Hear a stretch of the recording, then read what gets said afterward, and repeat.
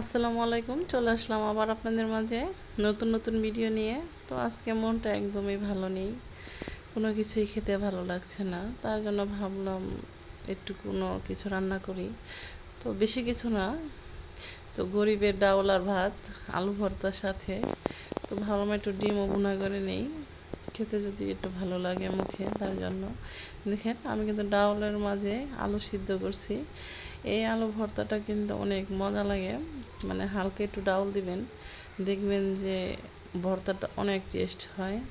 এরকম করে আমি আরেকদিন ভর্তা করেছিলাম, তো সেই সুবাদেই আজকে করা। তার জন্য আমি দেখেন আলুগুলো এখন সিদ্ধ হয়ে গেছে, তুলে নিয়েছি।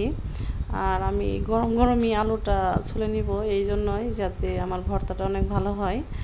আর আমি আলু ভর্তার জন্য পেঁয়াজ এবং হালকা রসুন কুচি দিব, দিয়ে আমি ওটা ভেজে নিচ্ছি। আমি সবসময় ভেজেই ভর্তাটা করি, তাহলে খেতে অনেক মজা হয়। আর দেখেন শুকনো মরিচটা আমি ভেজে নিচ্ছি। আর ডিমটা আমি আগেই ছুলে রেখেছিলাম, সেটা অফ ক্যামেরায় ছিল। দেখেন আমার আলু কিন্তু মাখা হয়ে গেছে। তারপর আমি ডিমটা গড়ানোর জন্য হালকা একটু হলুদ দিয়ে দিব, এই জন্যই হলুদটা দিব যাতে আমার কড়াইতে না লেগে যায়। তার জন্য আমি সব সময় হলুদ দিয়ে ডিম ভাজি, তাহলে দেখা যায় যে ডিমটা কিন্তু কোনোভাবেই লাগে না। তো তারপর আমি একটু মশলা দিয়ে আমি গড়িয়ে ডিমটা নামিয়ে ফেলবো। তারপর আমি মরিচগুলা ডলে নিচ্ছি। আমার একটু বেশি পাক নামার জন্য মরিচের কালারটা চলে গেছে।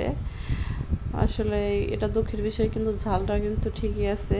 তো তারপর আমি দেখেন সবই মেখে নিচ্ছি অনেক সুন্দর করে। আর ভর্তাতে আমি এমন ঝাল দিয়েছিলাম যাতে খেয়ে মানে মুখে ফুফ করা ছাড়া আর কোনো কিছুই থাকে না। ভর্তার কালারটা না আসলেও কিন্তু খেতে অনেক মজা হয়েছিল।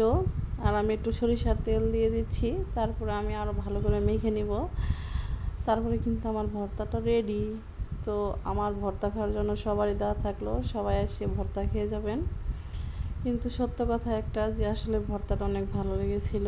দেখেন মরিচ, আমি সবসময় মরিচটা বেশি মাখাই এই জন্যই, যে মরিচ ভর্তা আমার কাছে অনেক ভালো লাগে। মরিচ ভর্তা আমি রুটি দিয়েও খেতে অনেক পছন্দ করি। তো ভিডিওটি যদি ভালো লেগে থাকে অবশ্যই লাইক করবেন, শেয়ার করবেন, সবসময় পাশে থাকবেন। আপনাদের ভালোবাসায় আমরা চাই। খোদা হাফেজ।